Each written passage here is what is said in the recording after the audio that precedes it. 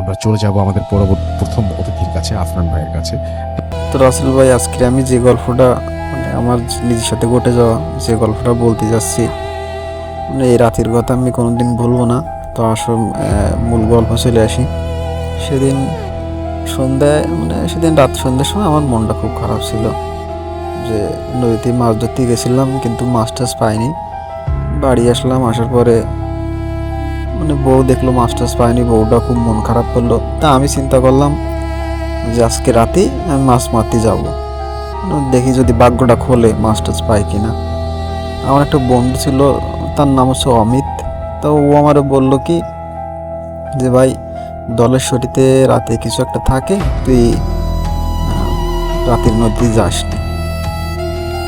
তা আমি তখন হাসলাম, একটু হাসে বললাম ওসব কথা, আমি বললাম কি ওসব কথা বাদ দে, ভূত টুত কিছু নেই, অনেক দিন ধরে তো মাছ টাছ মারতেছি, সেরকম তো কোনো কিছু দেখলাম না।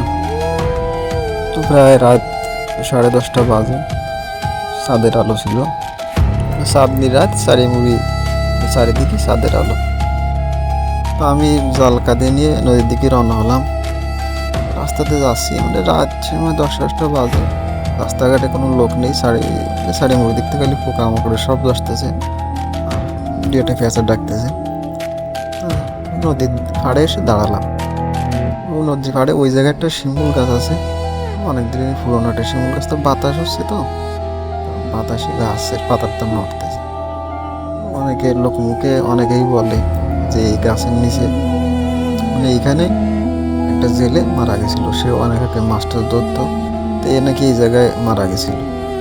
কিন্তু আমি তো ভয়টাই পাইনি, আগে কোন দিন দেখিনি। ভাবলাম ভূত থাকলে থাক, মাছ আজকে ধরতে হবে। জাল ফেললাম নদীতেই, তারপর বসে থাকলাম নৌকার পরে। চারিদিকে নিঃশব্দ, একদম খালি জলের শব্দ ছাড়া আর কোনো শব্দ হচ্ছে না। আর জলের যে শব্দটা টুকটাক, এই শব্দটা হচ্ছে। তো রাসেল ভাই, একটু পরে মনে হলো জালটা বাড়িয়ে উঠতেছে। আমি মনে মনে খুশি হলাম যে যাক, আজকে মনে একটা বড় মাছ টাছ বাঁধবে, তাহলে মাছটা বিক্রি করতে পারবো না। তো জাল টানতে শুরু করলাম, কিন্তু যতই টানি তত বাড়ি হয়।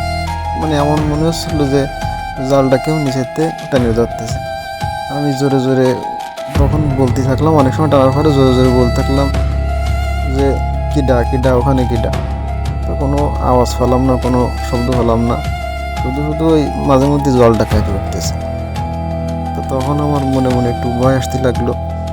চাঁদের আলোয় দেখলাম নদীর ভিতরতে আস্তে আস্তে একটা সাদা মুখ উপরে বাইসে উঠতেছে, চুল ভেজা, চোখ লাল, ঠোঁটে মুখে একটা অদ্ভুত হাসি। তা আমার বুক তখন একটু ধরফর করে উঠলো। হঠাৎ করে এসে আমার হেরিকেনের আলোটা নিভে গেল। তো অন্ধকারে শুধু শুনলাম একটা কানে ফিস ফিস করে বলতেছে যে আমার জাল ছিড়িস না রাজু।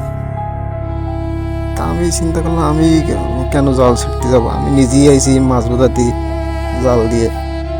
তো আমি তখন নিজেই মনে মনে ভাবতেছি আমি কেন জাল ছিঁড়তে যাবো, আমি নিজেই আইছি জাল ফেলাতে, আর আশেপাশে তো আমি কারো জাল টাল দেখতেছি না। আমি তখন একদম পাগলের মতো নৌকা চালাতে থাকলাম, যত দ্রুত সম্ভব আমি আমার নদীর পাড়ে পৌঁছাতে। হাত পা কাঁপতেছে, মোটে হাত পা কাজ করতেছে না, নৌকা মোটে বাতি পারতেছি না রাসেল ভাই।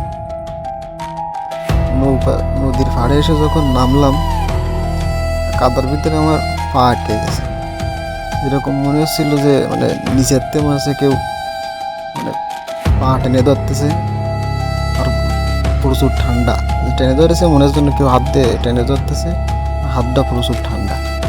আমি চিৎকার করার চেষ্টা করলাম, কিন্তু গলা টলা একদম শুকিয়ে গেছে, একদম চিৎকার করতে পারলাম না, কণ্ঠস্বর একদম আটকে গেছে।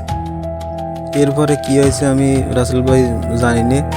পরে ভোর হয়ে যায়, সকালবেলায় উঠে নদীর পাড়ে কাদা মাখা শরীর আমার, নদীর ধারে কিছু জাইলে আইলো, তখন দিনের বেলা মাছ ধরবে, তারা এসে দেখে আমি অজ্ঞান। তারা দৌড়ে এসে আমারে ওখান থেকে কাদার ভিতর থেকে টেনে তোলে। আমার আজও সেই রাতের কথা মনে পড়ে। এরপর তো আমি কোনদিন ওই নদীতে মাছ ধরতে যাইনি। তো এই ছিল রাসেল ভাই আমার ঘটনা, ভালো লাগলে পড়ে শোনাবেন। পুরনো গ্রামের শেষ মাথায় দাঁড়িয়ে আছে একটা ভাঙা দোতলা বাড়ি। লোকেরা বলে ওই বাড়িটায় অনেক আগে থেকেই কেউ থাকতো না, কিন্তু মাঝে মাঝে জানালার ভেতর থেকে মোমবাতির আলো দেখা যায়। সেদিন ছিল কুয়াশায় ঢাকা, রাস্তার বাতি নিভে গেছে। রায়াত আমার বন্ধু এবং আমরা আরও 4 জন ছিলাম। তখন কথায় কথায় রায়াত আমাকে চ্যালেঞ্জ ছুড়ে সে আজ রাতেই ওই বাড়িতে ঢুকবে। ভেতরে ঢুকতেই কেমন একটা ঠান্ডা বাতাস ছুঁয়ে গেল তাকে। চারিদিকে পুরনো কাঠের গন্ধ, দেয়ালে জাল আর টুকটুক শব্দ। হঠাৎ উপরের ঘর থেকে কার যেন পায়ের শব্দ ধীরে ধীরে নামছে সিঁড়ি বেয়ে। রায়াত টর্চ জ্বালল।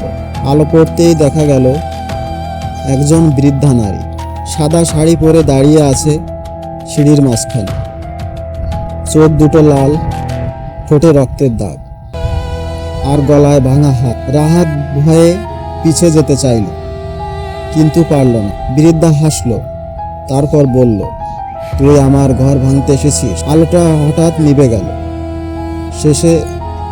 শেষ যা দেখা গেল, বৃদ্ধার মুখটা একদম রাহাতের কাছে এসে ফিসফিস করছে, এখন তুইও এখানে থাকবি। এই কথা শোনার পরেই রাহাত ওখানেই জ্ঞান হারায়। পরদিন সকালে লোকজন বাড়িটার সামনে কিন্তু রাহাতের কোনো খোঁজ মিলছিল না। খুঁজতে খুঁজতে সবশেষে তাকে পাওয়া যায় দোতলার একটি স্টোর রুমে। আর সব থেকে মজার বিষয় ছিল ওই রুমের বাইরে তালা লাগানো ছিল। তাহলে সে রুমের ভেতরে কি করে ঢুকলো? এটাই ছিল আমার ঘটনা। ভালো লাগলে পড়ে শোনাবেন।